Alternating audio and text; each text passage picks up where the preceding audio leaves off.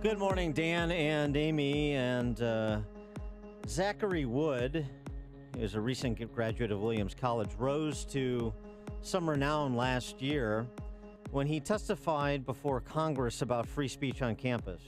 He was part of a group, the president of a group called Uncomfortable Learning on campus, which would bring in controversial speakers. And that put him at odds with the university president, Williams College president. But in the same camp as Bill Bennett, Williams College grad, even though Zach identifies as a liberal Democrat. Here's some of his testimony before Congress from last year. We played it at the time, but refreshing your recollection. I identify as a liberal Democrat who supports many progressive causes. Yet I adamantly believe that students should be encouraged to engage with people and ideas that they vehemently disagree with. As president of Uncomfortable Learning at Williams, I strive to broaden the range of political discourse on campus by inviting speakers with challenging, provocative, and out-of-the-mainstream views on pressing issues of our time.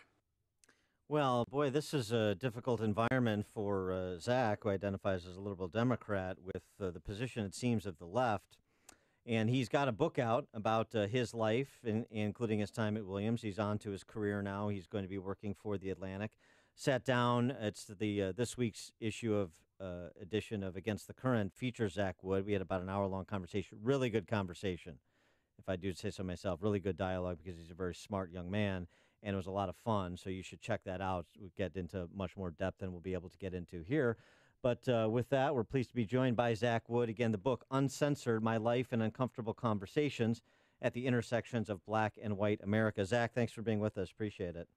Dan, great to be with you again. So, what about that? You've seen what's happened since we had the opportunity to sit down with some of the pronouncements from Maxine Waters, what happened with Sarah Sanders, the sort of tone and tenor of political discourse and how disagreement is handled. How do you react to what's happened over the last few days? I would say I'm not surprised by it, but I am a bit dismayed by it. Even if you look at the president's tweet about Maxine Waters, I don't think this is the way that our political leaders should be handling their disagreements. I think it detracts from efforts to really build understanding, to really engage, and to clarify what differences are. Do you think President Trump's responsible for this, uncivilized behavior that's happening? Yes, I do. In large part, I think he's very responsible in that if you look at a lot of his messaging via Twitter, I don't think he is bringing people to the table. I think he's riling people up. I think he's saying things in ways that kind of reflect an insensitivity that I think it's very important for a president to try to demonstrate. So there was this piece in splinternews.com by this guy, Hamilton Nolan. He's a socialist, like that young lady who just got effectively elected to Congress in New York, self-identifies as a socialist. He says this is all going to get more extreme. I'm reading his words. Okay. And it should. We live in extreme times. He said the U.S. had thousands of domestic bombings per year in the early 70s. That's what happens when citizens decide en masse that their political system is corrupt, racist, and unresponsive. The people out of power have only just begun to flex their dissatisfaction.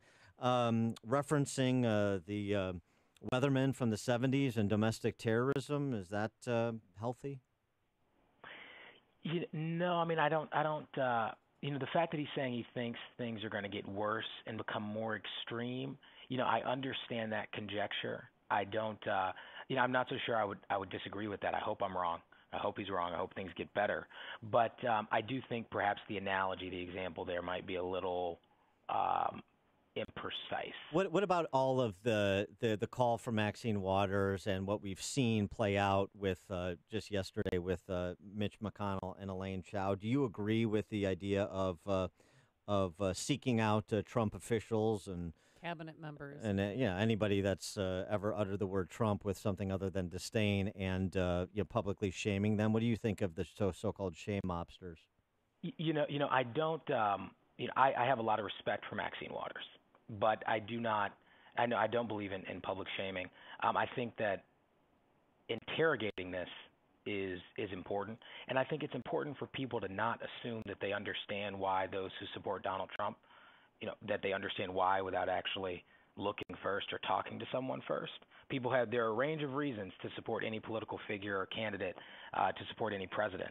So I think I'd say we should be careful about how we go about doing that. But no, I don't support public shaming, but I do support interrogating the issues at hand. Well, sure. But that's not especially in light of interrogating. I what- mean, to bother someone while they're at, Kristen Nielsen, she was at a Mexican restaurant just trying to have dinner, and they're shouting at her. And Maxine Waters, I mean, she was chastised by Chuck Schumer for what she said and by Nancy Pelosi. So no, I think it's out of pocket. I don't think that has a place or should have a place in our political sphere.